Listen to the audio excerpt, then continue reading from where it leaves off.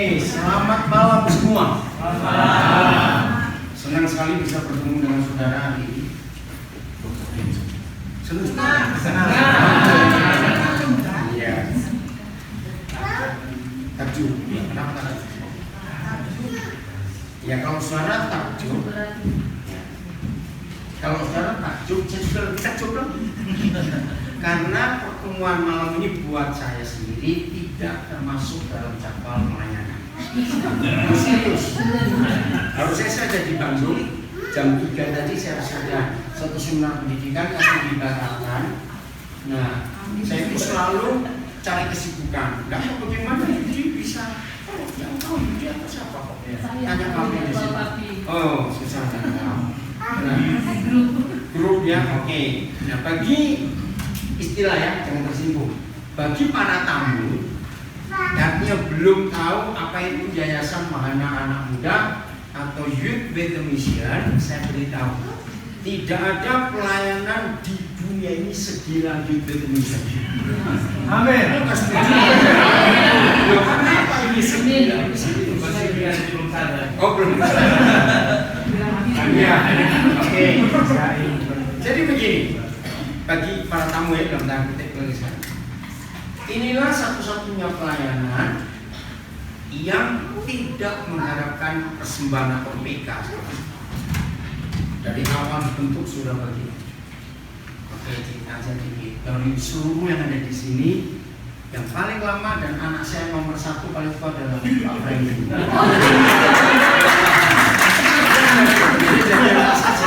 Dengar ya, dia jadi anak saya sejak tahun 74.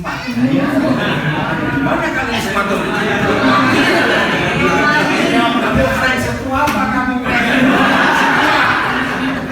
Serius, tahun 74 dengan almarhum Hermiani, ya. Kami pakai rumah opanya Pak Franky di Kumaluntung. Kumaluntung itu gimana? Ada sekarang. Itu sekarang Kabupaten Minahasa Utara. Itu jalan poros antara Manado ke Bidung. Itu percaya nanti. Nah, tahun 80 bulan April DTS pertama di Indonesia. Ya. April 80. Tadi saya sudah lahir tahun ini. Oh ada. Oh belum juga. Nomor berapa soalnya? Zaman now. Oh tahun 80. Nah, saya salah satu murid DTS yang pertama di Indonesia. Nah, saya mengalami perubahan besar dalam hidup justru setelah tahu pelayanan. Ada berapa bantuan waktu itu? Salah satu yang membawa ke sini itu Tom Hales. Saya nggak tahu sekarang ada di mana dokter ini, pasti ada daerah atau tidak? Canberra, bukan? Oh di Hawaii. Lalu Bapak Keith Browning, dia sudah meninggal tahun 91 dia meninggal. Nah, bersama Kalafi Muala mereka datang mengadakan revolusi besar untuk gereja di Indonesia. Besar revolusi. Nah itu DTS pertama di Indonesia tahun 80 April. Lalu yang kedua kalau saya tidak salah itu susu di Lembang di kompleks baru Ajak ya, di rumah keluarga Maya Ibu Bapak Mandagi ya, waktu itu pertama kali, kedua di sini luar biasa itu. Nah, saya cukup lama mengikuti, saya lupa sampai tahun berapa. Nah, pelayanan ini yang berubah total seluruh hidup saya.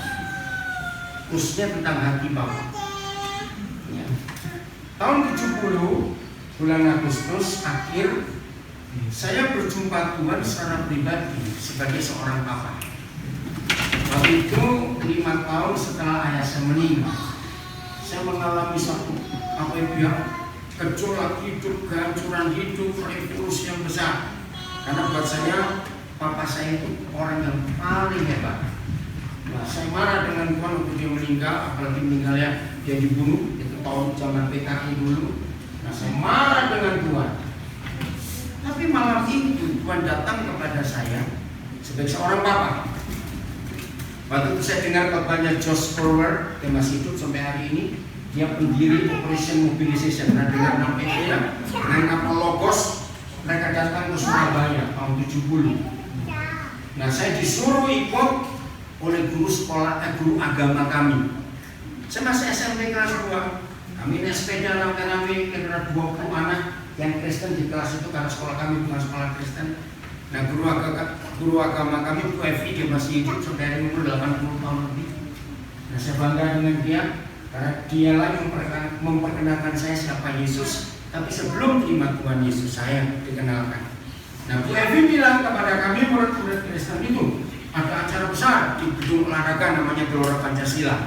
Kalian datang, catat khotbahnya. Nanti nggak usah ulangan dapat nilai. Oh, senang mau nanya. Kami datang rame-rame. Ya, dengan khotbah biasa, penerjemahnya Om Damaris almarhum.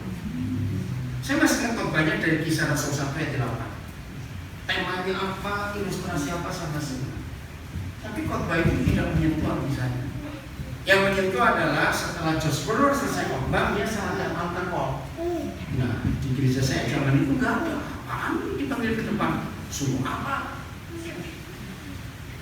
Saya duduk di tribun, ya, karena itu gedung olahraga. Tiba-tiba dari sebelah kanan saya merasa papa saya datang. Dan adik pun meninggal. Gimana bisa datang? Nah, karena pelajaran sekolah minggu mengajarkan doa buka mata itu dosa. Jadi takut mulai saya. Tapi saya merasa betul, ini mana? Nah, bayangkan 5 tahun saya meninggal, ditinggal, saya nangis karena sedih Pak.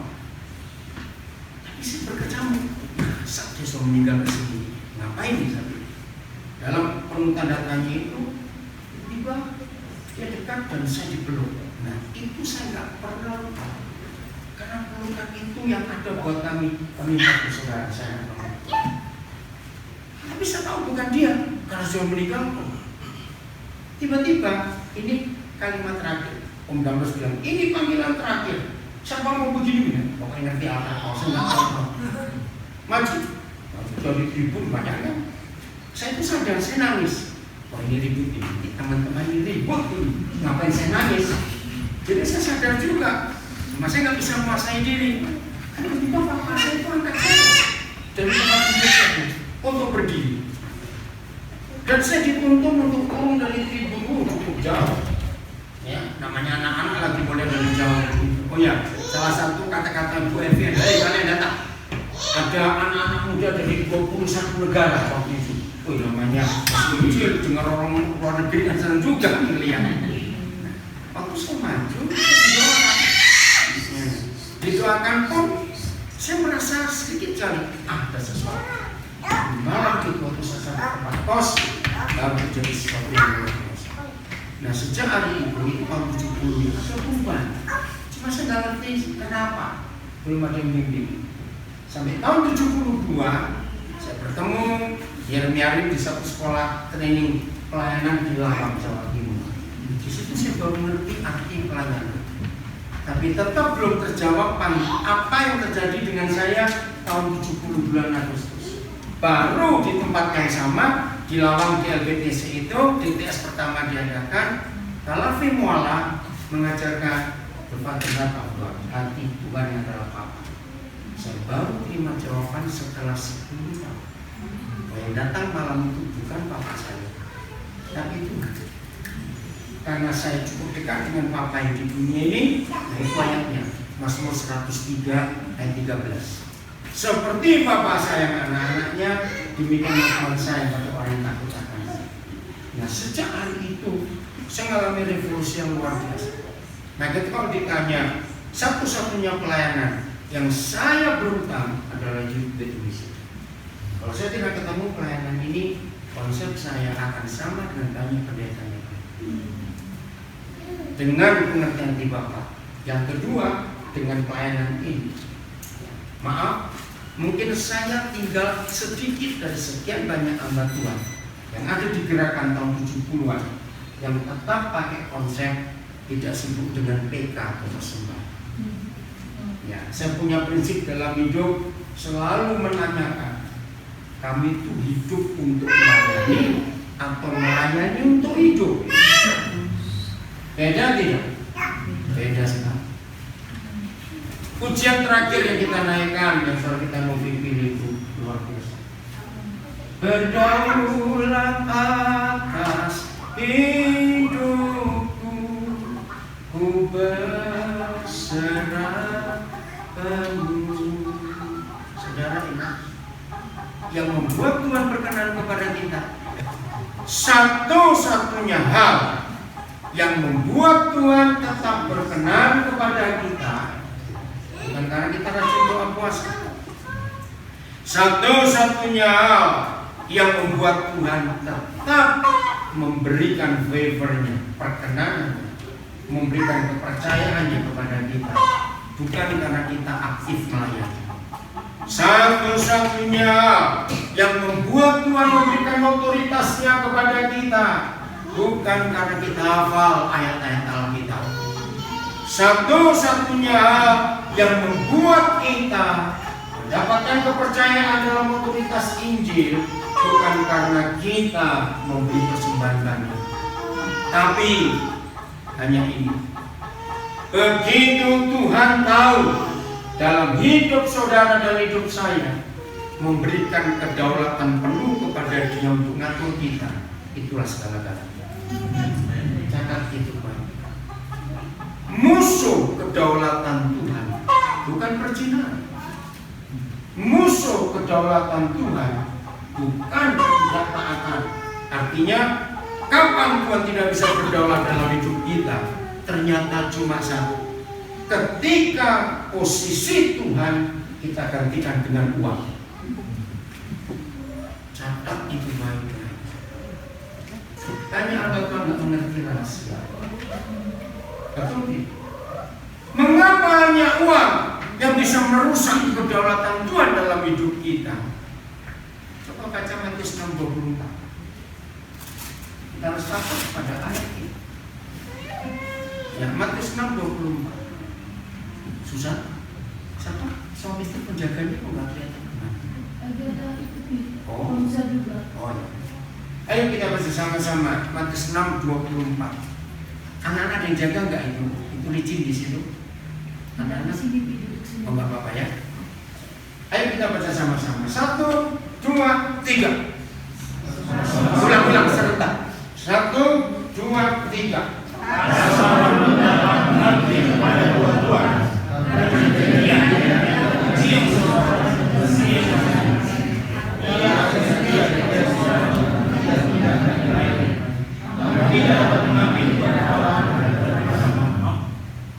Saudara, harusnya semua kita yang dipanggil menjadi teman sekerja Kristus, ayat ini kita harus paling takut. Seringkali dalam kegagalan pelayanan, ya umumnya saya berkata, seringkali dalam kegagalan pelayanan pasti iblis yang disalahkan. Betul? Kasihan dia lah, jangan sering-sering menyalahkan dia. Sebab mereka itu nggak perlu disalahkan dari dulu sudah salah. Ngerti maksudnya? Ternyata yang menyebabkan pelayanan kita gagal karena kita memilih Tuhan yang salah. Betul? Ingat, Tuhan Yesus sendiri yang berkata, saingan Dia itu bukan setan, tapi uang. Kalau Tuhan Yesus sendiri berkata, uang itu juga Tuhan. Berarti sekarang kita harus takut dengan uang. Tidak ada yang ngambil. Jangan takut dengan dosa. Otomatis kita nggak suka dosa. Maka itu maaf saya berkata, belum tentu orang yang benci dosa dia nggak benci uang juga. Boleh nggak saya berkata ini? Nah, ini fakta. Jadi saya ulangi lagi, Tuhan tidak bisa berdaulat atas hidup kita bukan karena kita tidak doa, tidak puasa, tidak hafal ayat, tidak melayani, tidak memberi persembahan, tapi memposisikan uang sama dengan Tuhan. Ingat ayat ini, kamu tidak bisa dua-duanya, milih salah satu. Maka itu berbahagialah kita kalau sering gak punya uang. Maka ini kenapa saya katakan pelayanan paling gila sedunia adalah youth mission. Karena kita sering nggak punya. Kan sudah melayani suruh bayar lagi. Yang belum tahu ini. Belum betul tidak. Maka itu kalau motivasi kita uang nggak betah di youth mission. Maka itu pertahankan motivasi. Saya bersyukur Lauren Cunningham berani menekankan itu, dan itu saya pakai sampai hari ini.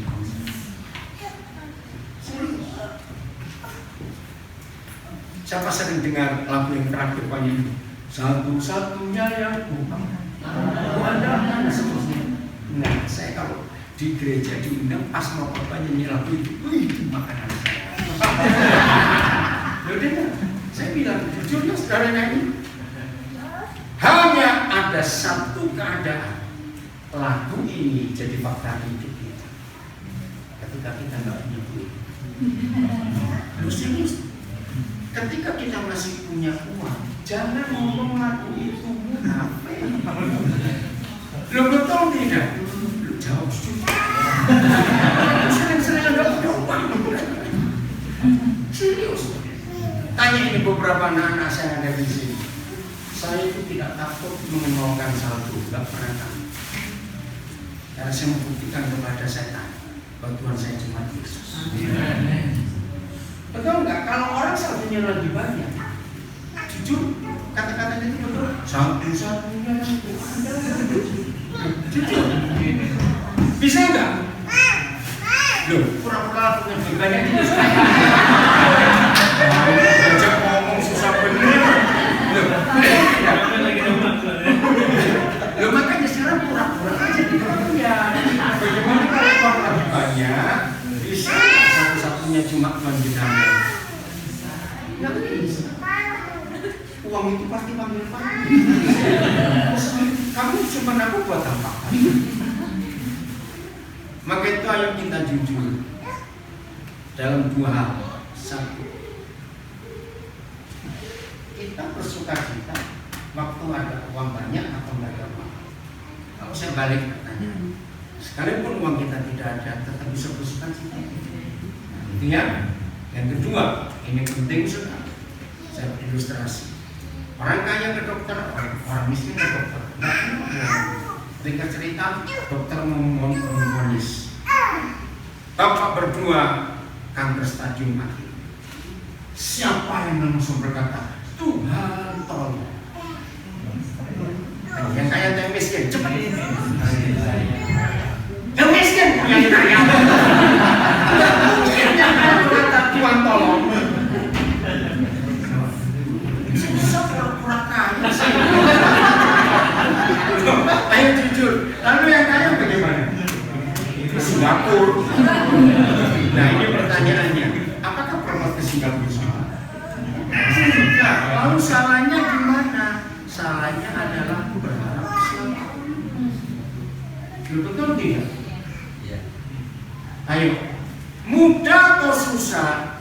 Orang yang lagi banyak duitnya 100% mengandalkan Tuhan. Susah. Ini yang menyebabkan hanya Tuhan Yesus satu-satunya pribadi di dunia yang bisa berkata orang kaya susah masuk surga. Betul? Karena ada dua Tuhan di hidupnya. Maka itu jangan doa pengen kaya, susah masuk surga. Mas suka nyanyi lagunya doa ya biasa kan gak suka lagu. Seneng kalau gereja-gereja kalau nyanyi lagu itu ngapain? Itu lagu yang salah dinyanyikan, serius. Betul? Salah. Oke ya? Nah, kita ada di sini hari ini. Secara jujur, periksa motivasi kita semua. Nanti masuk. Kalau kita masih setia kepada Tuhan dan kita tegas milih lewat Matius 6:24, nggak ada Tuhan yang lain buat saya kecuali Yesus. Maka motivasi ini akan membuat kita betah dan paham hidup tidak kita nggak akan tahan. Oke? Ini baru pendahuluan.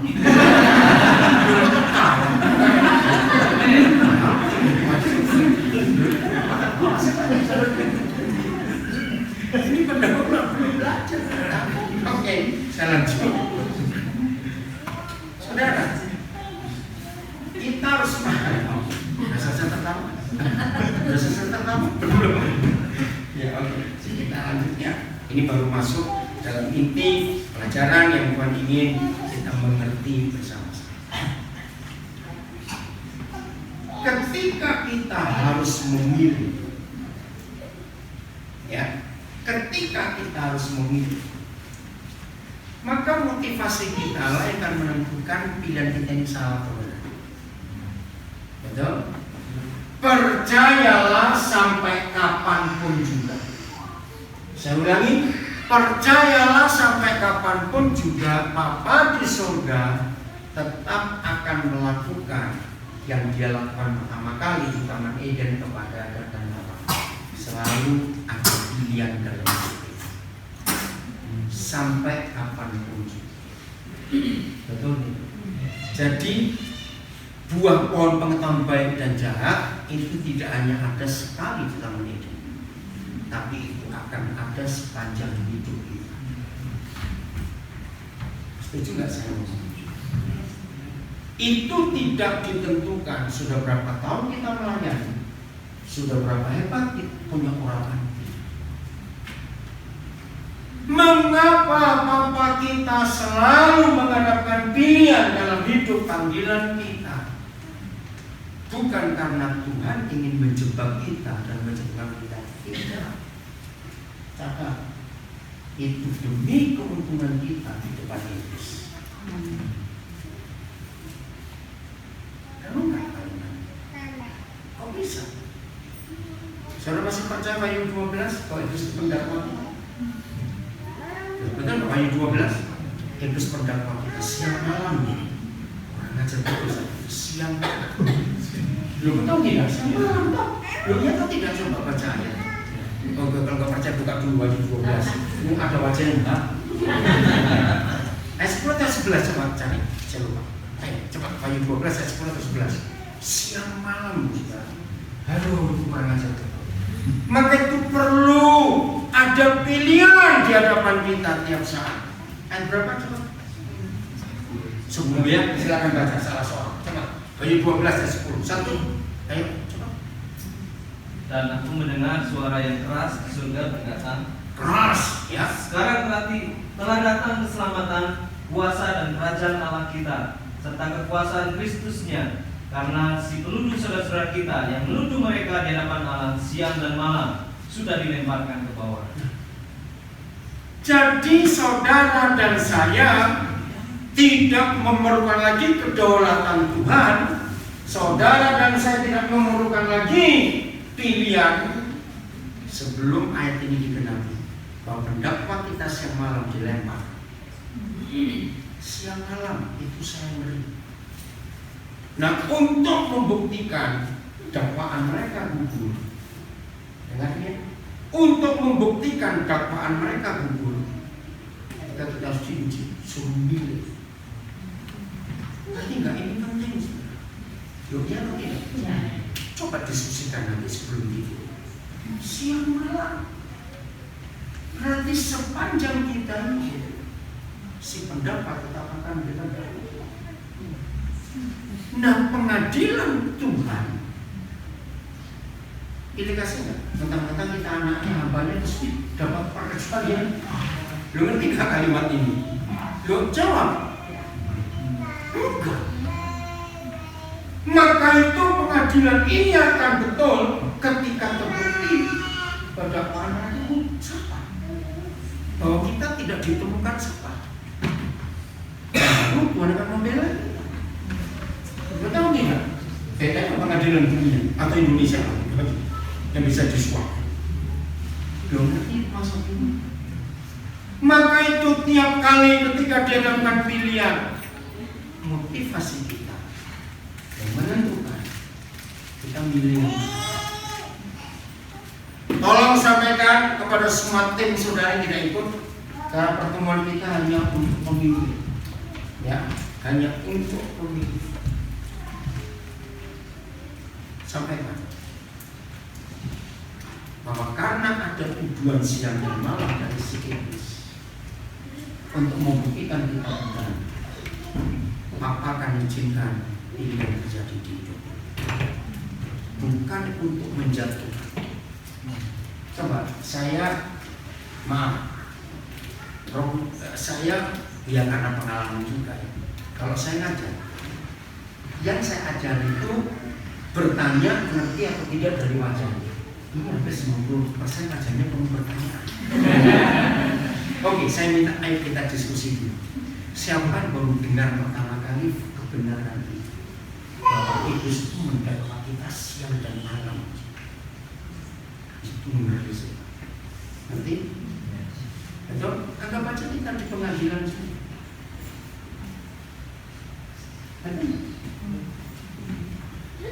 Jadi untuk membuktikan kita tidak salah, kita selalu harus diuji.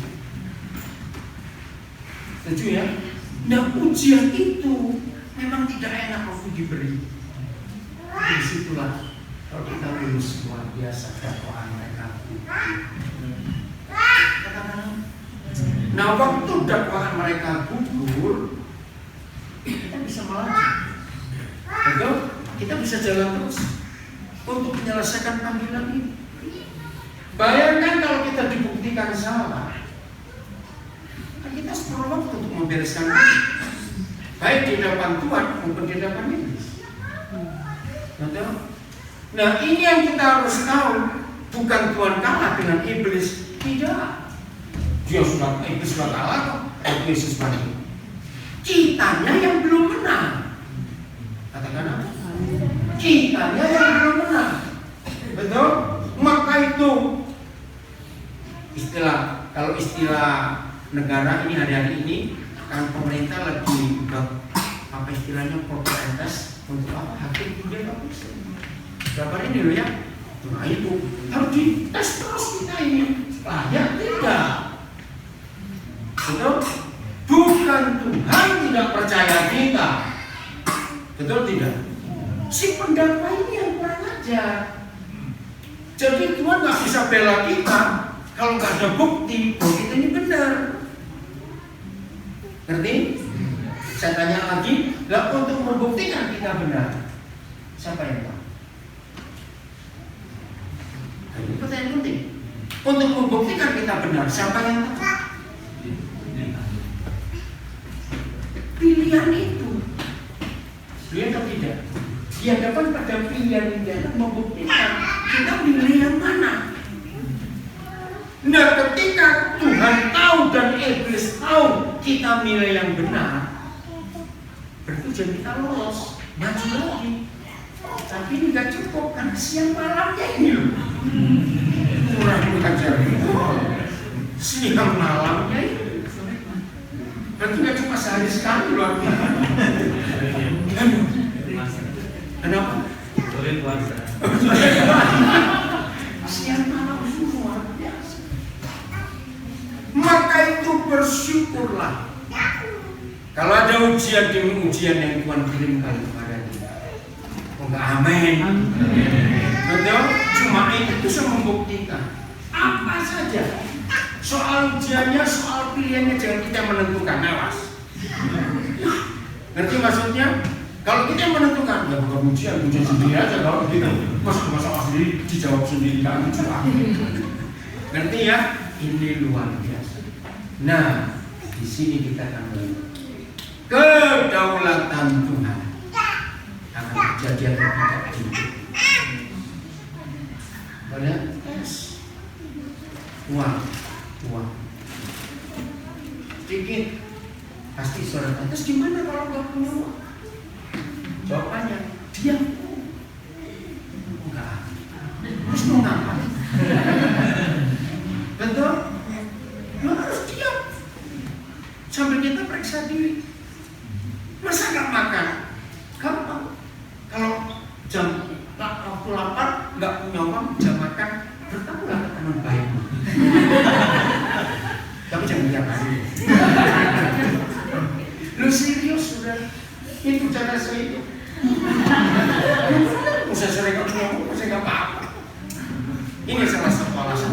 saya dulu takut menikah. Bilang istri mana mau diajak lapar? Oke, istilahnya coba buka Kisah Rasul 16 ayat yang ke 7 ayat yang ke 9 8 16 ini apa? Ada siapa? Kisah 16 ayat yang ke 8. Ayo salah seorang boleh baca. Ya. Ya. Setelah melintasi Misia, mereka sampai di Troas. Ini Paulus dengan timnya, Silas juga. Terus? Pada malam harinya, tampaklah oleh Paulus suatu penglihatan. Ada seorang Makedonia yang berseru kepadanya, menyeberanglah kemari dan tolonglah kami. Saudara, inilah satu-satunya ayat di seluruh Alkitab yang hampir selalu dipakai oleh orang misi. Menyeberanglah kemari, tolonglah kami, betul? Nah, saudara, kata kuncinya adalah pada malam hari. Itu kata kunci. Pada malam hari. Nanti saudara, sebelum tidur baca mulai ayat yang ke-6. Ya, di ayat yang ke-6 Roh Kudus mencegah Paulus, betul tidak? Memberitakan Injil di Asia. Dia bingung, kok dicegah kena apa? Terus kata mencoba itu ayat berapa? Mereka mencoba masuk ke daerah Bitinia. Ayat berapa? Kata 7. Nah, ada unsur apa di hati Paulus mencoba masuk? Maksa. Karena dia bingung, kenapa tidak boleh memberitakan Injil di Asia? Betul? Terus kalimatnya apa? Setelah mencoba masuk ke daerah Bitinia, siapa yang datang? Kalau Yesus tidak mengizinkan, Paulus bingung. Wah, ini sampai hari ini di kalangan teolog masih terjadi perdebatan. Buat saya nggak usah berdebat lah. Gini jawaban saya. Paulus itu dengan Roh Kudus dianggap akan Roh Kudus lapor ke Tuhan Yesus, melawan Tuhan. Nanti nggak masuk. Ini logika anak-anak. Nah, Tuhan Yesus kan begitu hierarkinya. Apa di surga nomor 1, lalu Tuhan Yesus, lalu Roh Kudus. Nah, begitu kerjanya. Roh Kudus nggak didengerin, lapor ke Tuhan Yesus. Datanglah Roh Yesus. Begitu Roh Yesus, ya sorry, kalau saya begitu. Ngerti istilahnya? Maka itu belajar Alkitab jangan pakai logika teologi. Bukan Alkitab. Pakai logika anak-anak. Rahasiakan Tuhan.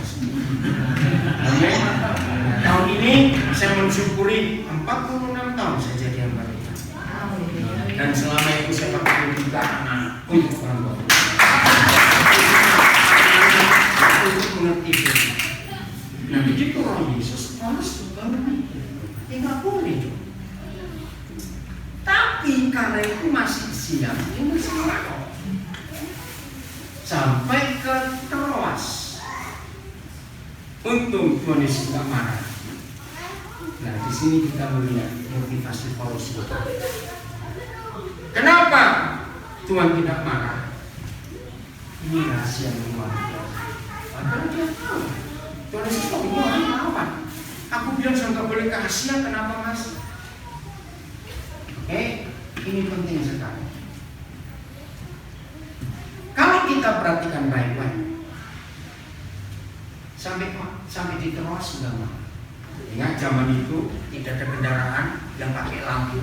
Ada tidak? Tidak ada. Ya, kalau nggak lampu, belum makanya pindah Jakarta kalau nggak dibuka pengap. Biasa. Itu friendly nggak dikit kok. Bukan pergi pakai masker terus ngomong. Hari ini sudah dicabut pas. Saya lanjut ya. Ini penting untuk kita belajar ya. Karena nggak ada kendaraan. Nah, dengarkan ini.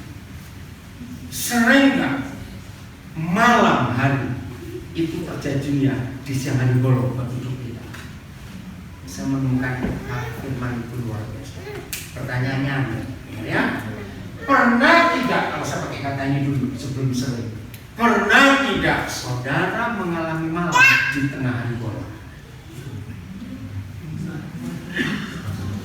Ini kalimatnya aneh, tapi ini fakta. Begini rasanya, kata malam artinya sudah gelap.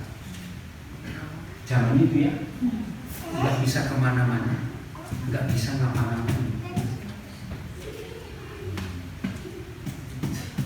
Pernah saudara ngalami malam di tengah hari? Ada 3 hal. Waktu sakit parah, kok saya diinfus mau kemana? Loh, ketika pertanyaannya, terus mau kemana? 2, dihimpit masalah kiri kanan muka dalam luar dalam. Kita belakang luar dalam, atas bawah. Ayo sudah kayak apa ya? Ya pokoknya panas. Mau kemana? Awas. Nomor 2, ini termasuk difitnah, disalahkan, dituduh dan semua. Jangan coba-coba membela diri. Setuju? Saya lupa pelajaran. Apa itu pendudukan di harga di? Saya lupa. Aku sekarang baru lupa pelajaran. Apa nih? Penyerahan hak. Penyerahan hak.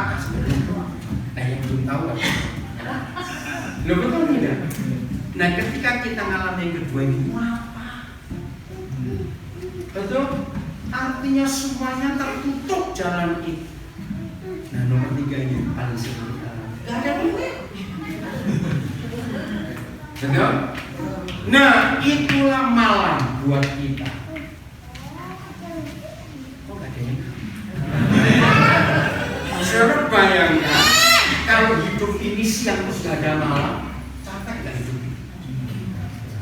Nah, itu dia. Maka itu kalau mengizinkan malam, bagus, tidur, walaupun sampai lapar. Tadi kita sudah belajar untuk membuktikan siapa jadi Tuhan di hidup kita. Amin. Yang menarik. Malam ya, setuju ya. Jadi pernah kalau di malam di tengah hari bolong? Sering, betul. Sering, betul sekali. Orang yang punya banyak duit jarang mengalami malam. Karena duit itu buat orang siang terus. Hebat bantuan. Oke, bukan. Nah, ini yang luar biasa. Paulus tidur atau tidak di Troas? Tidak. Ayo baca ya. Paulus tidur atau tidak? Nah, cuma satu kok jawabannya tidur atau tidak. Kita jawab benar. Tidak. Ayo. Yang jawab tidur kenapa? Jawab tidak kenapa? Itu harus ada alasan. Iya. Kalau tidur terus bermimpilah Paulus begitu. Nah, itu kita tahu. Amin. Nah, kalau dia nggak tidur malam-malam berarti ngapain? Jangan udah berdoa atau rohani. Yang lain aja. Bisa. Negosiasi, konsolidasi, berdialog dengan Tuhan, diskusi. Jangan doa. Kenapa kita bela? Karena buat saya kata doa itu cuma ada di agama. Ya, perjanjian lama, kata doa bahasa Ibrani Ospuni, mengusap wajah Tuhan. Di perjanjian baru bersedia.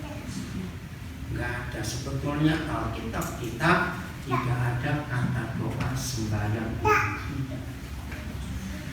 Maka itu bongkar Alkitab saudara. Enggak akan ketemu Abraham berdoa, Daud berdoa, Nuh berdoa, enggak ada. Berkatalah, bertanya. Serius itu kita. Buat agama, kata doa itu isinya cuma 3. Minta, nyuruh, lapor. Iya, betul tidak? Itu doa. Kita ini diskusi. Wih, luar biasa kalau bisa bongkar beneran doa di Alkitab. Diskusi, tanya, cerita, konsolidasi. Terus mau ngapain sekarang ini? Terus ayat berikut. berkata, dari penglihatan itu kami menarik kesimpulan. Ini penting, saudara. Ayat berapa ya? Coba. Ayat berapa? 10. Nah, coba baca. 1, 2, 3 bareng-bareng. 1, 2, 3.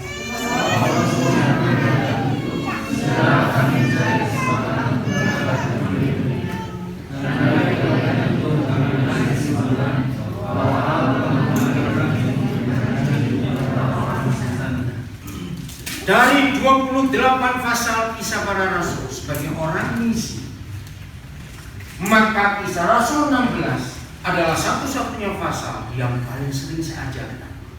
Kenapa? Ini pasal paling dahsyat di antara 28. Ini Tuhan memilih gereja Eropa adalah gereja yang paling hebat menginjili dunia. Cocok ya atau tidak?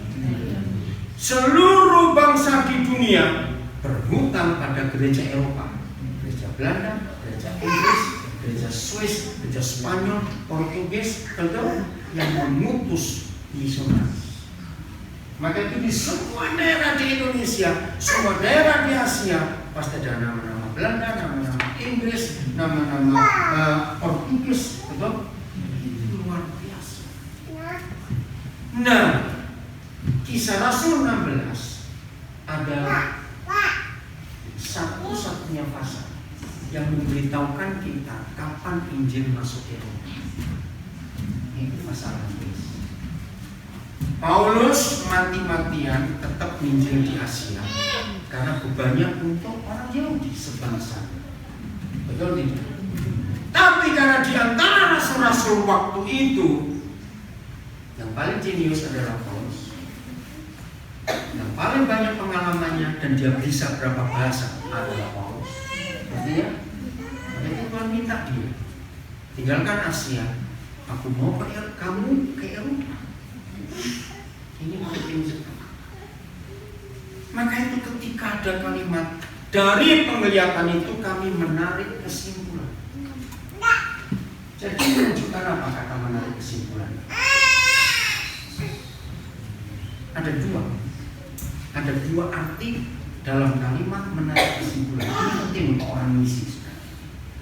Dan itu saya alami berkali-kali dalam pelayanan saya. Ayo, begini cepat.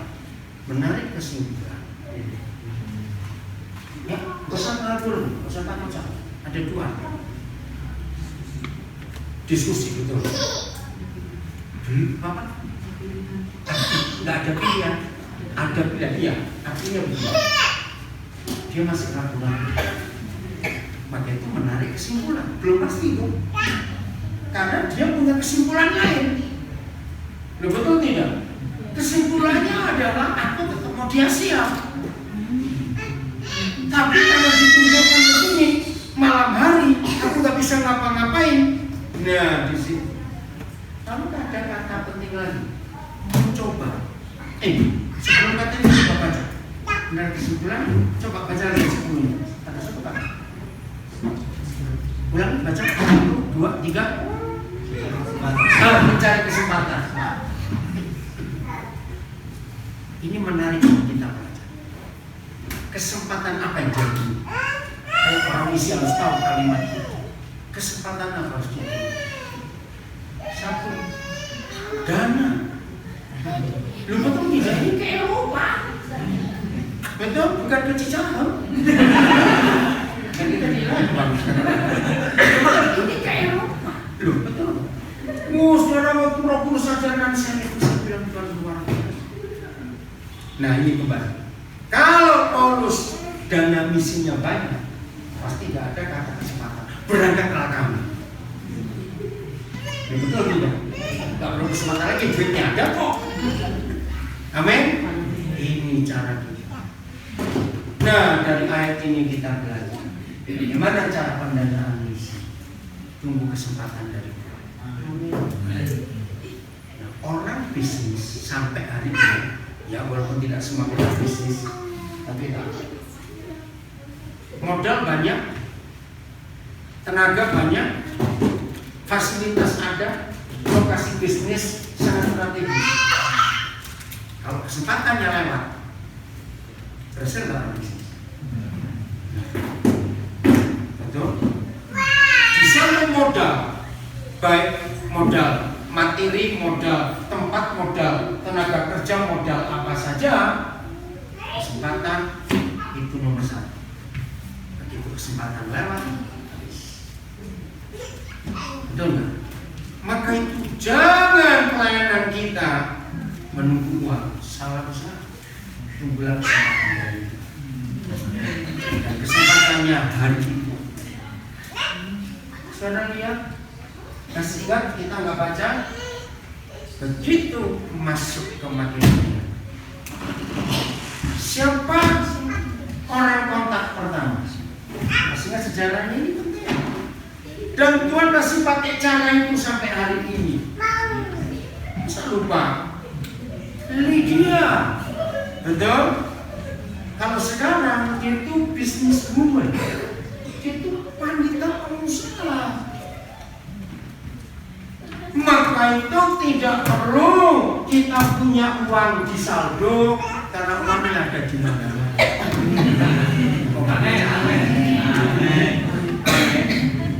Yang penting kita berjalan di jalan Tuhan. Serius, itu yang saya alami sampai hari ini. Benar, orang-orang heran lihat saya ini. Maaf saya cuma cerita ya. Jangan pikir saya macam-macam. Karena tombol ini saya baru pulang tadi malam. Tiba dari Amerika Amsterdam. Saya berangkat itu cuma 6 malam. 2 malam di Belanda, 4 malam di Amerika. Perjalanannya 4 malam. Karena beda benua itu tadi. Nah, saya diminta oleh beberapa tempat melayani, tapi mereka nggak bayar tiket. Saya bayar sendiri untuk keliling begini dan ada masalah denda. Ini sebenarnya tadi ini saya harus ada layanan sana, ya. Nah, saya bayar kira-kira hampir 31 juta. Istri saya bingung, tapi kita nggak punya uang. Ya tenang aja, kalau turun dana pasti dia sedia. Dan benar, 2 hari sebelum saya berangkat saya bisa melunasi tiket. Maka itu gereja-gereja dan dengan cara saya pelayanan seperti ini. Pengusaha aja bingung. Yang banyak bisa saya punya terbang ke sana kemari. Ngerti tidak? Nanti saya ini tanggal 13 ini mau ke Australia. Bukan gereja sana yang undang. Nah, ada orang kaya punya masalah dengan anaknya. Nah, tiba-tiba dia bilang, "Kodenya saya dengar kodenya mau ke Australia." Iya. Kenapa? Aduh, bawa aja anak saya ini saya bayar tiketnya. Nah, padahal saya baru ketemu orangnya tanggal 28 Januari yang lalu. Sampai hari ini belum pernah ketemu lagi. Tiba-tiba dia dengar saya mau ke Australia, saya sudah pesan tiket, cuma belum bayar. Mama nanti mau. Sungguh saudara, kesempatan itu luar biasa. Maka itu semua yakinkan saudara, Wilmers, itu yang sebutnya ya. Orang-orang yang dilihat sama anak muda ini, jangan pernah memikirkan uang dalam menyelesaikan pekerjaan ini. Saya sudah membuktikan sampai hari ini, semuanya karena kesempatan yang Tuhan beri. Belajar nanti dalam dunia bisnis. Ya, saya nggak bisa punya waktu lebih panjang. Pokoknya orang bisnis yang menentukan nomor 1 adalah kesempatan. Betul nggak bisnis? Yakin kesempatan lewat, nggak akan kembali lagi ke kota. Itu hanya Tuhan yang bisa beri kesempatan. Kalau dalam bahasa perjanjian lamanya, ya ada kronos, ada kairos. Nah, kairos itu harus tunggu dari Tuhan. Oke? Jadi percaya, walaupun tidak ada orang tetap bisa berjalan. Amin. Waktu Tuhan diurus saya ke Papua pertama kali, Agustus 89, saya nggak mikir uang. Nah, belum lama ada seorang dari satu lembaga pendidikan datang melihat aset kami dengan bangunan sekolah semuanya itu, wih, dikasih berapa puluh miliar. Pertanyaannya mulainya dari mana? Minus saya. Saya rasa cuma berkat dia begitu saja. Serius. Maka itu setan itu dengan saya sakit hati. Kenapa setan sakit hati? Sebab saya nggak pernah sayang. Ngerti nggak? Orang yang masih sayang uang berarti masih sayang setan. Betul nggak? Buat uang itu saya ambil. Mau habis juga nggak apa, saya nggak pusing serius. Maka itu Tuhan bisa buat saya seperti ini karena motivasi saya bukan karena uang. Maka itu kenapa saya punya kalimat. Tanya diri kita, hidup untuk melayani atau melayani untuk hidup? Hati-hati beda. Jelas? Nah, kesempatan itu yang bangga saja.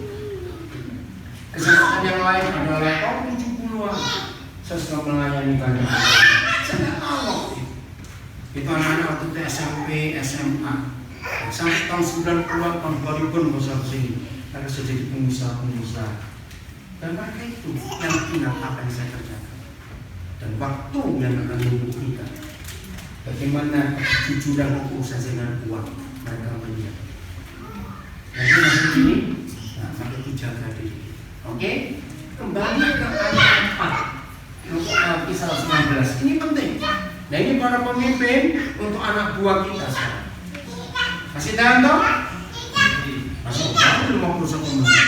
Dan ayat 4. Ayo baca sama-sama. 1, 2, 3.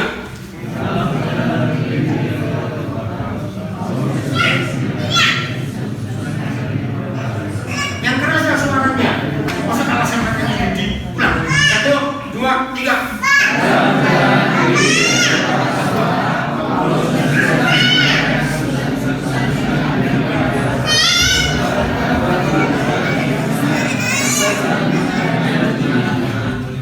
Yang saya tanya kepada saudara ayat 4, perhatikan. Dalam konsep pelayanan Paulus seperti itu, perlu nggak dia bergumul untuk khotbah? Perlu nggak dia bergumul untuk bahan khotbah? Loh, ayo jawab. Ya, ayo. Perlu nggak? Ayo, perlu atau tidak? Tidak. Dia cuma mengkhotbahkan keputusan sinode. Setelah sekarang begitu. Betul nggak? Dia nggak perlu persiapan apa-apa. Sudah enak bukan? Loh, sudah enak bukan? Enak. Lihat ayat 5. Apa hasil pelayanannya? Apa hasil pelayanannya? Ayo baca 1, 2, 3.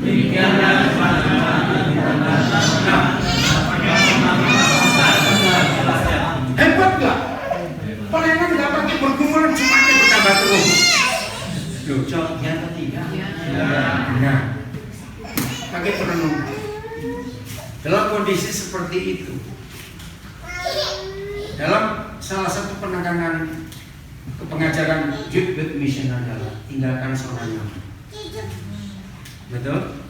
Musuh Roh Kudus bukan setan, tapi zona nyaman. Kalau kita baca 2 ayat itu, Paulus sudah nyaman atau belum? Sangat. Belum sangat nyaman. Wah, nggak perlu bergumul. Tunggu aja saya udah kirim ayat apa. Istilahnya begitu. Dan hasilnya pun dahsyat. Loh, betul tidak? Kurang apa? Nah, para pemimpin yang saya kagum, ketika Roh Kudus dan Roh Yesus membelokkan Paulus ke Eropa, coba baca sampai selesai. Ternyata Paulus tidak kontak Yerusalem sama sekali. Apalagi zaman itu belum ada SMS. Yang ngomong aja ketua sinodenya kan ekos. Betul tidak? Pak Ketua, ini saya disuruh ke Eropa. Bagaimana ini? Nah, istilah saya jangan tersinggung kalau ada ketua sinode di sini. Zaman sekarang, kalau yang tim di daerah-daerah merubah keputusan sinode, mau cari wilayah baru, jawabannya kasar di kosong, jangan macam-macam. Selesaikan dulu yang ada sekarang. Toh hasilnya bagus, betul tidak? Beliau atau tidak seperti jawaban begitu? Hanya bukan karena semuanya karena uang. Sekarang pelayanan itu uang terus yang dibahas. Salah besar. Hampir tidak ada rapat-rapat sinode 5 tahunan itu atau rapat-rapat majelis gereja. Pasti pembahasan pertama adalah benar. Itu salah besar. Kalau uang didulukan dalam semua rapat, setan besar kepala. Karena dia rapat dengan dalam mereka. Betul tidak? Jangan ngomong soal uang dalam pelayanan. Jangan. Sakitkan hati mereka. Buat jangan sakit hati. Nggak peduli yang nggak punya duit jalan buat Tuhan punya. Oke? Nah yang luar biasa. Kalau lihat para pemimpin, saya belajar dari ayat ini. Saya punya banyak tim dalam pelayanan. Saya bilang kepada mereka, kalau Roh Kudus bicara sesuatu pada kalian di tempat, apalagi waktu itu belum ada handphone, nggak bisa kontak telepon seenak-enaknya. Saya beri mereka kesempatan seluas-luasnya, asal kalian taat pada Roh Kudus. Walaupun nggak kontak saya, kerjakan. Ini penting. Jangan kita sebagai pemimpin merasa harus dihormati terus. Kenapa kamu nggak tunggu kami dulu? Sombong betul kamu. Petrus saja nggak di SMS, Paulus nggak apa-apa. Nggak ada yang ngambil. Kalau itu memang Roh Kudus yang dulu. Tapi ada orang beralasan, ya kan kami nggak tahu kalau Roh Kudus atau tidak. Gampang saya lihat. Hasilnya jadi apa? Betul tidak? Hebat bukan pemimpin seperti ini, makin pemimpin tim saudara di daerah-daerah. Beri kesempatan mereka untuk menyegani Tuhan, bukan menyegani kita. Ajari mereka untuk tunduk langsung kepada Tuhan. Kalau perlu memang diskusi, kalau ada waktu silakan. Kita nggak boleh tersinggung. Buat Paulus yang sudah nyaman, sudah mapan, risiko besar nggak ke Eropa? Ayo, risiko besar tidak? Apa risiko? Cepat jawab. Ini kita penting untuk isi. Paling tidak ada 3. Makanan nggak cocok. Aduh, orang belum satu ini. Bukan duitnya. Eropa aja dulu, Eropa benci tahu. Kalau kalinya lain lagi. Apanya? Nah, peperangan. Nah, ini karena berdoa peperangan. Pasti beda setan Eropa di sana.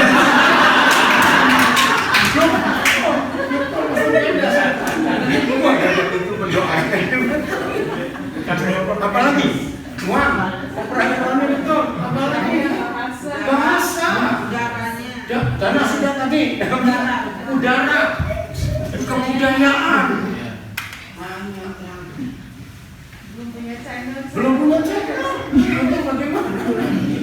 Maka kata kesempatan itu luar biasa. Betul ya, jadi ini yang Tuhan mau dalam hidup kita. Asal dia berdaulat atas hidup. Ingat pendakwah siang malam, kita siap diuji sudah 8 pilihan. Itu baik untuk kita supaya kita dibuktikan benar. Amin. Sebelum saya masuk bagian terakhir, tapi nggak berapa lama lagi terakhir. Pertama saya aja semalam tidur untuk karena baru nyampe, wah urusan ini telepon sampai 1:30 saya baru selesai semua. Padahal berapa belas jam saya dari Amerika ke Belanda itu 7,5 jam. Di Belanda saya 9 jam, urusan banyak, nggak sempat tidur, terbang lagi. Dari Eropa, dari Belanda ke Istanbul itu 3 jam, 2 jam transit, lalu 11 jam sampai Jakarta. Nah, jam 6, 7 landing, keluar barang semua, kira-kira jam 8 saya sampai di rumah, beres-beres, ngangkut baru bisa tidur. Pagi jam 7:30 sudah bangun, karena tadinya mau naik kereta, sampai diambil penuh semua. Yang masih ada jam 4 sore, katanya di sini. Udah terakhir saya naik travel. Nunggunya lama.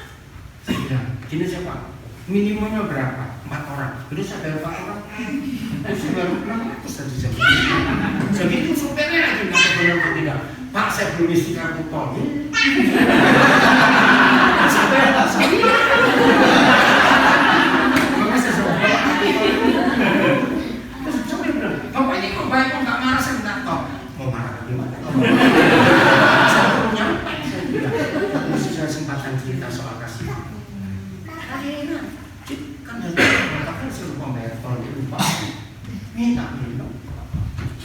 Kesempatan dia kaget. Kenapa saya janji?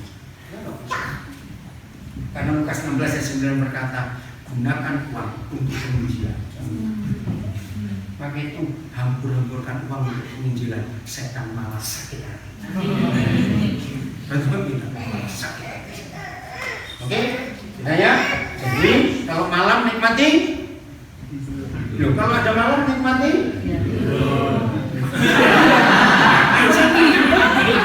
Sebelum saya masuk ke dalam itu, kalau ada turun izinkan malam hari bisa dinikmati. Bisa. Jangan kalahkan soalnya. Gara-gara itu. Serius.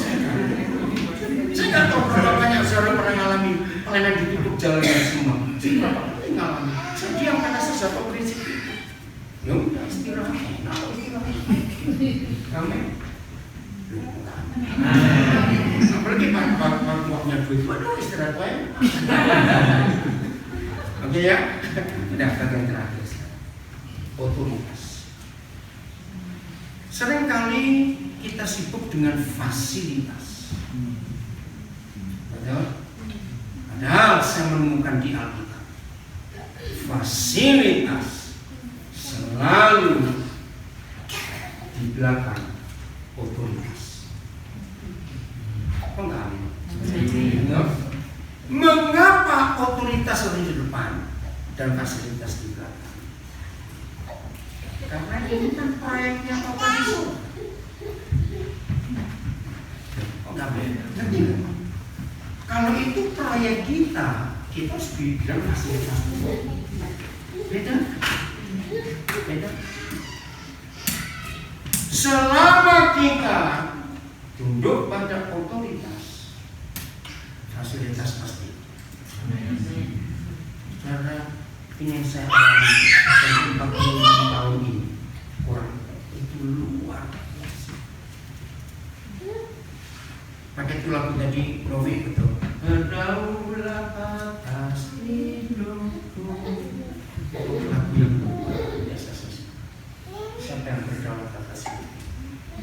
Jangan uang yang ngatur kita. Jangan uang yang ngatur. Biar Tuhan saja. Karena kalau uang itu adalah Tuhan juga, berarti uang punya kedaulatan kita. Sangat benar. Sama seperti itu. Nah, otoritas akan datang karena kedaulatan Tuhan. Iblis tidak akan bisa baca surat tugas gereja. Enggak. Ngerti nggak? Jadi kemana-mana kita pergi, nggak perlu surat, apalagi dari Departemen Agama atau dari gereja. Dia tidak bisa baca barang itu. Walaupun kita perlu, kan ini bukan hukum. Yang iblis takut, mereka tahu kita ini diutus siapa. Betul atau tidak? Kata diutus itu menentukan otoritas siapa. Betul? Nah, siapa yang mengutus kita sebalik itu yang menentukan otoritas siapa yang kita bawa di dalam pelayanan ini, pekerjaan ini. Saya suka memperhatikan, ya, setiap duta besar, ya, yang akan bertugas di sebuah negara pasti ada kalimat penyerahan surat berkuasa penuh. Kata luar biasa. Betul tidak? Penyerahan surat berkuasa penuh. Nah, semua duta besar tidak boleh menyerahkan surat berkuasa penuh kepada wakil kepala negara. Itu pembinaan. Kalau hari yang ditentukan tiba-tiba kepala negara berhalangan, tidak boleh ada penyerahan. Ini hebat. Nah, otoritas itu bisa harus siapa yang mengutus kita? Karena urusan kita kan kepada jiwa-jiwa yang akan kita rebut, betul? Untuk dikembalikan kepada pemilik aslinya, betul? Nah, jiwa-jiwa itu ada di tangan siapa sekarang? Ayo, iya, di tangan siapa? Tangan iblis. Nah, waktu kita mau merebut mereka, tunjuk surat jabatan, itu gorengan apa? Betul nggak? Kita bisa baca. saya menemukan ayat ini. Yohanes 17. Luar biasa. Ayat yang ke-8. Coba kita lihat saya. Kiranya ini bekal kita. Saya tidak tahu dalam pertemuan apa istilahnya ini pertemuan kalian ini? Oh, together. Nya singkatan apa? Area circle team. Area circle team. Jadi di Indonesia ada berapa area? 4. Kok dikit? Tidak sempat. Oh, mana aja coba? Satu itu Sumatera, Kalimantan Barat, Singapura, Malaysia, Brunei. Wih, jauh juga. Coba ketuanya. Oh, bukan di sini. Oh, bukan di sini. Jadi kalau Jawa, Jawa dan Perth. Oh, sini Jawa dan Perth. Oke. Yang kalau di Indonesia Timur Tengah apa masukkan? Yang ketiga, ya Kalimantan selain Kalimantan Barat, Sulawesi, Bali, Maluku. Maluku yang keempat Papua sama Australia Timur. Ya. Maaf loh. Saya baru tahu ada temanya saya 54. Maaf. Ya, jadi temanya ya together. Ya kan? Sampaikan kepada tim saudara. Otoritas kita bukan karena doa puasa lagi. Saudara, saya paling marah kalau ada anak Tuhan atau gereja menggunakan jenis ini tidak bisa usir dengan doa puasa. Terus kita puasa lama-lama. Itu sakit, mudah-mudahan saya dapat. Tapi otoritas cuma ayat ini saja. Yohanes 17 ayat 8. Ayo baca 1, 2, 3. Per kalimat ya saya mau uraikan. 1, 2, 3. Sebab segala firman yang kau sampaikan kepadaku telah kusampaikan kepada mereka. Stop. Keluarkan kata segala firman. Ya sudah. Begini. Kalau ada segala firman, berarti ada sebagian firman ini buat saya tahu. Saya lupa tahun 70 berapa, tapi Roh Kudus mewahyukan saya. Saudara dan saya sebagai teman sekerja Kristus harus menyampaikan segala firman. Saya nggak tahu yang punya bahasa Inggris. Nah, apa itu lawannya segala firman? Dengar, apa itu lawannya segala firman? Doktrin. Betul? Lawannya segala firman adalah doktrin. Katakan amin. Doktrinlah yang memecah belah firman. Setuju nggak saya ngomong? Ada berapa wajah masih tanda tanya? Maaf, saya harus berkata, semua doktrin yang disebut doktrin itu pasti penemuan seorang dari pendiri sinode. Maka itu dia buat sinode baru karena ada doktrin baru ditemukan dan pecah dengan induk. Kebenaran itu tidak memecah belah. Betul? Kebenaran itu mempersatukan.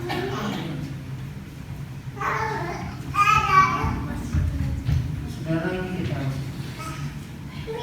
Maka itu tiap kali kita ngajar, kita harus tanya, aku sampaikan segala firman atau tidak? Begini logikanya ya. Karena saya belajar sejarah gereja, baca doktrin. Kok bisa sih doktrin Armenia, doktrin Calvin, doktrin apalagi ada banyak lah nggak tahu, doktrin gereja Baptis, doktrin Pantekosta, kenapa? Dari sumbernya satu, betul? Masa nggak kok kita berpikir seperti itu? Karena Alkitabnya cuma itu. Kenapa jadi beda-beda? Ternyata begini Bapak kita menguji. Misalnya kita di sini ini berapa orang kira-kira? 30 lebih. Ya, 4 bulan ini kira-kira ya dengan Judi memutuskan karena dia pemimpin di sini. Saudara, 3 bulan ini kita bersama. Tapi masing-masing kita bongkar Alkitab terus dengan motivasi kita sendiri. Percaya nggak 3 bulan lagi kita ketemu semua akan keluar 40 doktrin.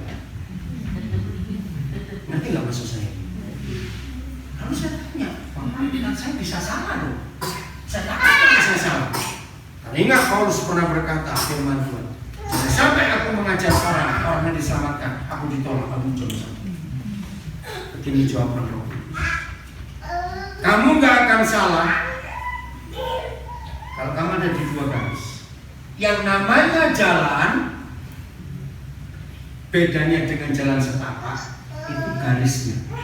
Jalan setapak nggak ada dua garis itu. Yang disebut jalan di mana-mana pasti ada dua garis itu, betul? Nah, dua garis itu yang Yesus ajarkan. Hukum yang pertama, kasihlah Yahweh Tuhanmu dengan segenap hatimu. Dan yang sama dengan itu, bukan yang kedua, saudara.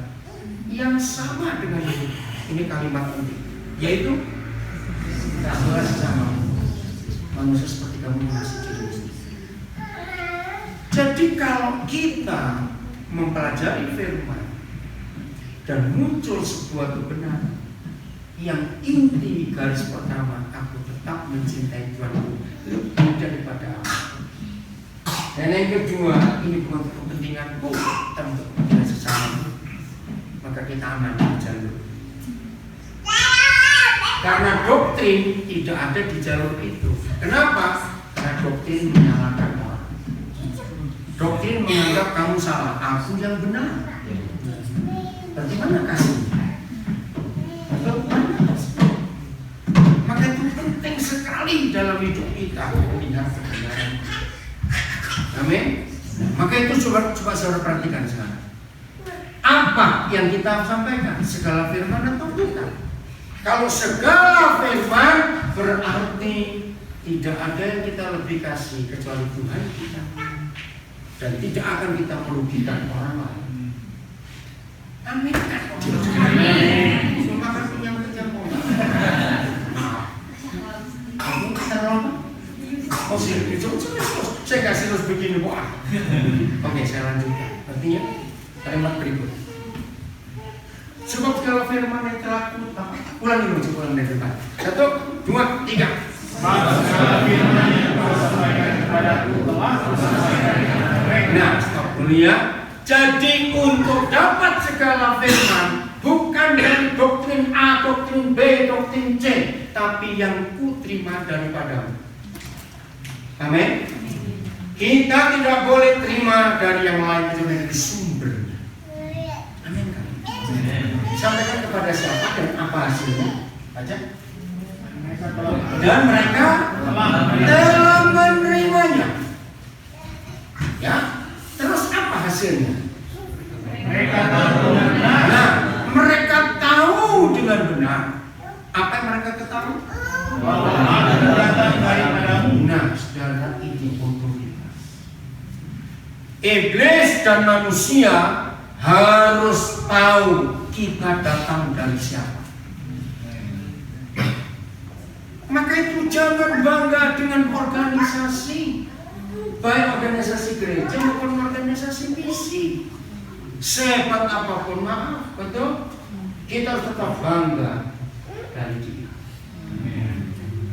Ini yang mereka tahu benar kata ini bahwa aku datang daripada Paulus. Belum selesai dan mereka percaya. Apa yang mereka percaya? Inilah komunitas. Tidak perlu tahu setan-setan dan orang-orang itu. Kita dari organisasi mana? Organisasi kita hanya untuk kepentingan agama. Gak betul gitu. Tapi otoritas harus datang dari yang memutus. Supaya mereka tahu benar-benar, saya suka kalimat ini. Tahu benar-benar apa? Benar bahwa aku datang. Saya akan tutup dengan kata, sudahlah. Kalau orang tahu, setan tahu, kita datang dari yang benar. Sudahlah. Nanti kata sudahlah. Artinya apa? Sudah. Gue. Bukan. Salah. Bukan salah. Salah kalau gue juga dari oh salah. Kalau beres berarti uangnya banyak. Enggak bisa. Akhirnya uang tidak jadi masalah. Betul? kita bisa hidup untuk melayani, bukan melayani untuk hidup. Karena bukan organisasi yang membiayai kita. Ya, banyak orang tidak tunduk kepada kedaulatan Tuhan karena supaya enak digaji bulanan. Itu berbahaya. Di Jakarta sudah bukan rahasia, full timer dapat apartemen satu-satu. Tapi kok keluar diminta sudah aman, mau ngapain lagi? Maaf. Oke, saya stop dulu. Ada yang mau tanya? Ada yang mau bertanya? Ngantuk semua, ngantuk semua. Oh, terserah. Saya sudah ngantuk semua. Ayat terakhir, Yohanes 14 ayat 26 terakhir. Apa harus 1 jam 15 menit saya baca? Sudah bilang. Yohanes 14 ayat 26. Ini luar biasa. Terima kasih Papa, Engkau menguatkan semua kami sampai hari ini. Sungguh kalau kami mengingat kembali apa banyak kekurangan ketidakberdayaan kami, tapi Engkau setia. Terima kasih. Kami berdoa rekan-rekan kami, saudara kami yang gugur karena tidak tahan. Kami ingin mereka dengar kebenaran ini dan mereka bisa kembali lagi pada panggilan yang bukan karena uang, tapi karena otoritas segala firman dalam nama Yesus. Baik, baca Yohanes 14:26. 1, 2, 3. Saya salah. 2. Saya bilang apa? Yohanes 12 ayat 26. Maaf. Yohanes 12 ayat 26. Yuk, 1, 2, 3. Siapa melayani aku, dia harus Stop. Ada 3 hal yang luar biasa soal panggilan kita. 1, barang siapa melayani aku, baca. Harus mengadakan Injil. Harus apa? Mengikut Yesus. Kalimat berikut.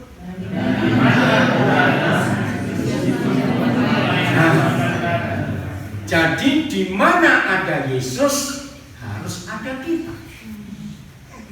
Jangan dibalik, di mana ada aku ada Yesus.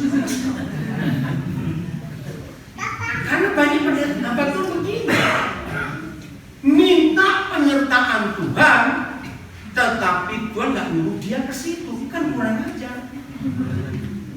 Betul tidak? Serius, saudara, banyak gereja kami, hampir semua gereja, kalau doa penutup dan Yesus menyertai kita semua sampai kesudahan Allah. Yesus menyertai kita sampai akhir zaman. Hanya dalam konteks kita pergi memberitakan Injil ke seluruh dunia. Ingat? Loh, betul nih? Dia ngomong itu waktu dia perintahkan, pergilah kamu ke seluruh dunia dan aku menyertai kamu. Tidak semua itu disertai Tuhan. Masa Tuhan nggak nyuruh kita ke A, Tuhan nyertai yang enak? Ini banyak yang salah. Serius. Maka itu ketika ada kegagalan yang bukan malam ya, gagal betul. Beda. Karena Tuhan nggak nyuruh kita ke situ. Kuncinya kan kalimat ini. Sebab di mana aku berada, bukan kamu berada. Tunggu dulu. Di mana aku berada, di situ pelayanku akan berada. Maaf, saya cuma cerita ya. Kemudian waktu Tuhan panggil saya untuk ke Papua, saya sudah makan di Amerika. Saya sudah merintis banyak gereja di Eropa, di Australia. Saya tuh sudah punya izin tinggal di luar negeri. Nah itulah, untung saya belum menikah. Istri mana sudah di Amerika, anak sudah ke Papua. Maaf, saya cuma cerita ya. Akhirnya Tuhan bicara saya ke Papua. Oke, saya akan berangkat karena saya diberitahu anak tinggal. Saya harus ada di mana Tuhan saya ada. Saya tidak minta Tuhan saya ada di mana saya ada. Pokoknya itu kurang aja. Betul? Kalimat ketiga. Ya, kalimat ketiga. Apa yang terjadi? Inilah hal-hal yang lebih dari duit dan fasilitas. Simpan firman. Saya mulai dari Bapak. Kalau Bapa di surga sendiri menghormati kita, apa kata menghormati? Apa arti kata menghormati? Ini luar biasa. Kata dihormati artinya apa? Dimuliakan satu, dihargai, berarti, oh pasti, apalagi cuma dihormati saya. Nama kita diutamakan, disanjung, dimuliakan, betul. Coba bukan kalimat itu. Ayo jawab. Ada artinya nggak dengan duit dalam ini? Ada artinya nggak? Lah itu duit ada artinya nggak?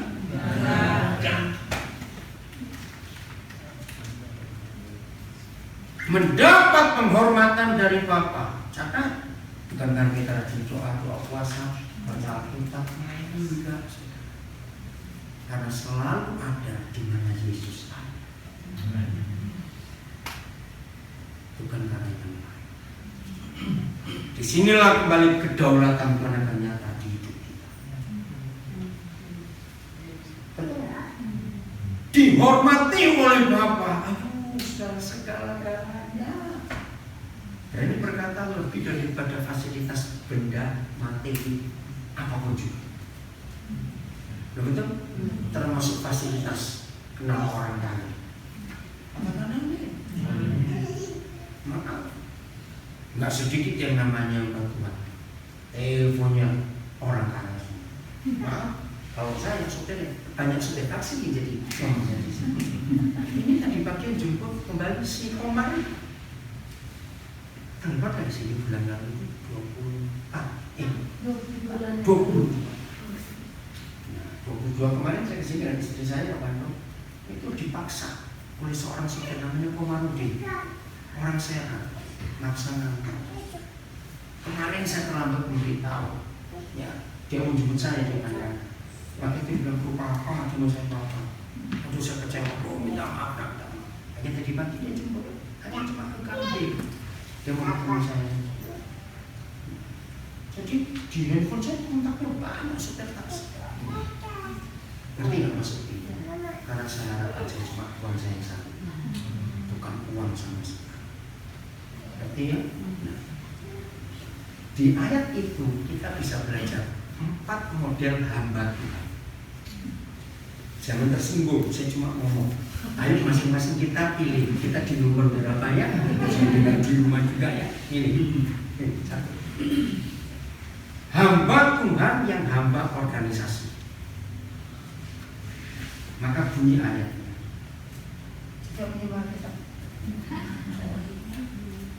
Barang siapa melayani organisasi,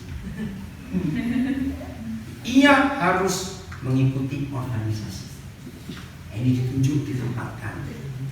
Maaf, boleh saya berkata, tidak semua penempatan sinode atau ketua organisasi itu betul dari Tuhan. Maaf saya berkata. Ini penting loh saudara. Maka itu beda nanti. Saya ulangi. Barang siapa melayani organisasi, ia harus mengikuti keinginan organisasi. Dan di mana organisasinya berada, di situ pun pelayan organisasi akan berada. Saya tambahkan. Kalau di tempat itu belum ada organisasinya, organisasi belum buka baru. Amin. Ini organisasi. Oke. Dan barang siapa melayani organisasi, ia akan dihormati oleh ketua sinode. Yang kedua, hamba Tuhan yang adalah hamba uang. Barang siapa melayani uang, ya harus ikut uang. Ya, betul. Dan di mana uang itu berada, di situ pun pelayan uang akan berada. Dan hamba Tuhan yang adalah hamba uang, dia akan dihormati setan. Nah, duit nggak setan, nomor berapa? Nomor 3. Nah ini oke lah. Barang siapa melayani istri. Ini apa istri? Maaf, jangan tersinggung. Banyak nggak ada bagian pria diatur istrinya? Nah, jangan pura-pura enggak. Makin bisa takut menikah. Ini apa saya? Berapa banyak saya punya teman yang mau 70-an. Waktu belum menikah, wih, kayak mau makan setan saja. Tapi itu salah istrinya, nggak bisa miskin, harus melayani. Oke, jadi begini, barang siapa melayani istri, ya harus ikut di mana istri, harus mengikuti istri, dan di mana istrinya berada, di situ pun pelayan istri akan berada. Dan barang siapa melayani istri, dia akan dihormati Bapak mertua.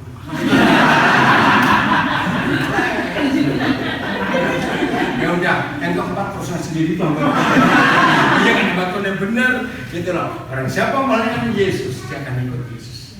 Dan di mana Yesus berada, istri berada akan berada, dan Bapak akan menghormati ini segala. Amin. Sampaikan kebenaran kepada teman-teman saudara yang ragu-ragu dalam hidup. Siapa yang kita layani? Kita itu siapa? Itu. Oke, Tuhan memberkati kita semuanya. Sampai ketemu lagi.